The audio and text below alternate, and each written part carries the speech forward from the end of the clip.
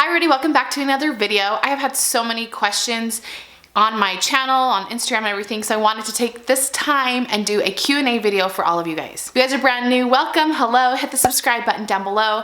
Also, give this video a thumbs up if you guys like these Q&A kind of videos where I answer all of your questions. Okay, we're gonna get started. We have so many questions to cover, so I hope this answers kind of like the most popular questions that I have been getting. Okay, the very first question is, how long are you going to stay on the feeding schedule that you are on? It's going to be hard when they wake up more and are fussier when you're feeding just one and the other baby doesn't sleep. Yes, that's very, very true. Basically, the lactation specialist and the pediatrician and my doctor all suggested that I feed them every 3 or 4 hours until they are considered full term, which technically now I still have like 2 more weeks left of feeding them every 4 hours. This is just so that they can maintain their weight and not lose weight, and because they're preemies. So next question is something I get asked all the time.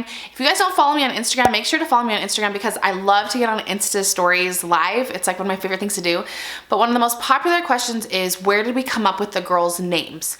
This is what Brooke Johnson, this is what Denise Palat asks. How did you guys come up with the girls' names? Basically, we had a few names that we liked. You guys know that we like very simple, classic names, nothing crazy or weird or spelled weird. We never want our kids to be made fun of or anything like that. But we really, really liked Abigail. The second, it just like popped in my head one day and I told Brad about it and we were like, yep, Abigail's perfect. We really love that name. And as far as Margaret goes, I've always loved the name. Brad liked it, but he had a couple other names that he had in mind. He liked Samantha and I liked Samantha too, and also Penelope. We liked, those are kind of our options. But in the end, we just went with Margaret. I just kind of felt, I don't know, it sounds kind of weird, but I felt like I knew their personalities when they were inside my stomach. I could tell that Abigail was a lot more calm and Margaret was a lot more, active, which is very true. Not that they're out of the womb too. I just felt like that was their names that they needed to have. So Brad and I decided on that, and Margaret's middle name is Vera, which is Vera in Russian, which means faith. And then Abigail's middle name is Marie, which I've always loved the name Marie as well, so it worked out perfectly. As far as nicknames, you guys know we always make up weird nicknames for our kids, like Molly Kindo is a nickname that doesn't make any sense. But so far it's Abby and Margot. Might call her Maggie. We don't know, just kind of go with the flow, nothing too strict. Brooke Johnson asks, do you do something in particular to make sure that you don't mix up who is who between the twins, or did you know in the very beginning? In the hospital, I had to like take a second look, but thankfully they're not identical. At least they don't look identical to me. And I know in some of the pictures, maybe it's hard to tell, but if you're holding them side by side, they look very different. And Margot has a lot more hair and it's a lot darker, and her face shape is more round, and her eyes and her nose are a little bit different. And Abby's face is more narrow and her coloring seems lighter. So thankfully, they're not like exactly identical, so I can tell them apart, thankfully, and Brad can too. Aparajita Kumar asks, do you sleep train your kids when transitioning from 1 to 2? I have found sleep being the hardest. How do you keep your kids occupied when nursing or putting little ones to sleep? So Brad has been home the last couple of weeks, so I haven't had to worry about occupying or like entertaining the other kids because Brad's been doing that while I've been nursing, and I've been nursing for like 2 hours at a time, nursing and feeding and burping and all that. So next week when Brad goes to work, we will figure that out. But as far as sleep training your kids, I never sleep train my kids. And I know that works great for some people, but for me, I just go with their natural sleeping patterns and feeding patterns, and it's so much easier than trying to force like a certain time on them. So far, no, I've never sleep trained my kids, all 3 of them. Katie Brown asks, you've mentioned that at the end of your pregnancies, you tend to feel depressed, and once you deliver, you feel much better. Was that the case this time too? Yes, oh my gosh. I told Brad on multiple occasions that the second I had these babies, I feel like I woke up. Like I feel like I was in a coma for 9 months and now I'm awake again. I just felt like I was so numb because I was so miserable. I could not walk, I could not sleep, I could not eat, with my gallbladder. There's just so many things I couldn't do that I was just like numb.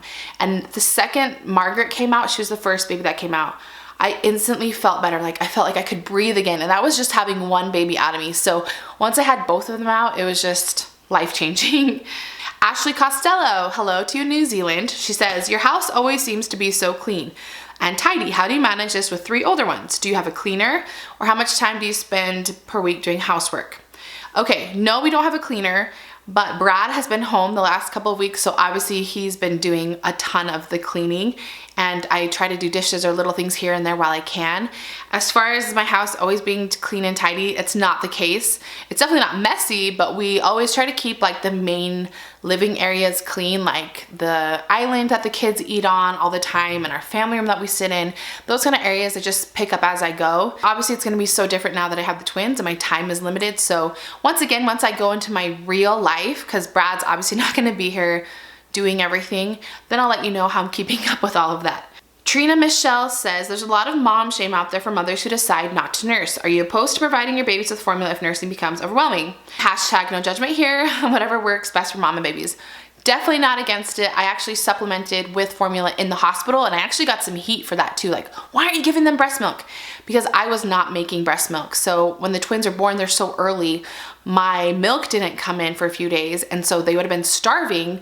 I had a little bit of colostrum come in, so I was bottle feeding them that. I'd pump that, but no milk was coming, so I was supplementing with Similac, and the hospital gave it to me, and they also told me that their sugar levels, if I wanted to keep them out of the NICU, that Similac would, or the formula would help, and it did. They never went to the NICU, and once my milk came in, I've been giving them my breast milk. So I just say to each their own, whatever works best for you, no shaming. We all have such different situations, so do what works best for you and for your babies, and fed is best is a new saying that I hear all the time now. So someone asked, are the girls identical? So far, we think they are fraternal, just like it looks like, because they have their own placentas. When they were born, I had the doctor show me the placentas, and you could see like the membrane that separated the two, and it looked like the two placentas had fused together. So definitely looks like they're fraternal. Kim Samuel says, do you do anything in particular to get a good supply of milk, or have you always had a good supply? I talked with the lactation specialist, and I told her at the hospital that I really wanted to nurse the twins. And so she told me that if I wanted to nurse them, they're really, really little, and it would be hard, obviously, to maintain my supply if I didn't pump. So she said every time, try to nurse them, and then after I fed them bottled milk or the supplemented milk, which was my breast milk, then to pump. And so I've been pumping basically like every few hours, and that has made my supply really, really high. So that's great. As far as anything else, I think it's just pumping and continuing to feed, because that will keep it up. Jamie Osborne says, what is the most helpful things a friend or family member has done to help since the babies were born? Do you keep baby books for the kids? No, I don't keep baby books for the kids. I don't have time for that. The most helpful thing, obviously Brad has been super, super helpful. Just helping with everything, with other kids, with feeding everyone and everything. As far as like family or friends, we've been having dinner brought to us like almost every day, and that alone, just not having to worry about meals, is just a huge, huge lifesaver. A lot of people have been asking, how do I balance time and how do I entertain the other kids while I've been nursing? And once again, I don't know, because Brad's been here to entertain them, so I'll keep you guys posted. Somebody asks, are you going to be hiring help for once Brad gets back to work? If not, what is your plan for managing balancing the babies and Molly? I'm just gonna try my best, and I do have someone coming to help, but I don't want her to be here full time, because I still wanna be a mom to my kids, and she'll be here to help me do kind of like pick up and drop off, because it's kind of hard to get all 5 kids in the car to do like a simple preschool drop off. But yeah, I do have hired help coming, so that's good. Sandra Sanchez Casado says, how do you keep from mixing the girls up? Thankfully, they look differently. Someone asks, what are your plans for weight loss and getting back into shape?